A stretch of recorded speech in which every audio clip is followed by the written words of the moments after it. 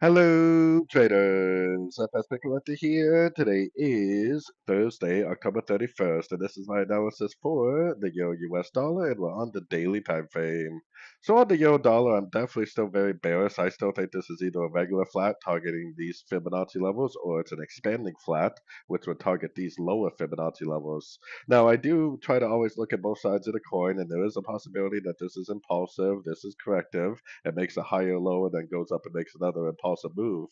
But because the fact of my Elliott wave count and the fact that structure is definitely down right now, I am still very, very bearish. Even though we do see a possibility of a move up, I think it's probably more likely that it's going to continue to make those lower lows and lower highs on this daily time frame.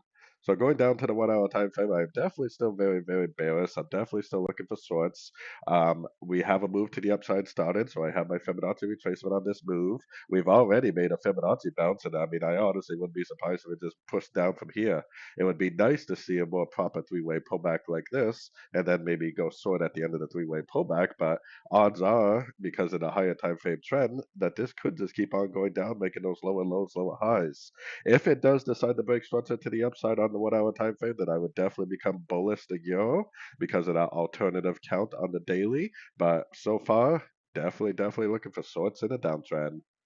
So anyways, don't forget to check out my website linked over here in the corner. And as always, thank you for watching and happy trading.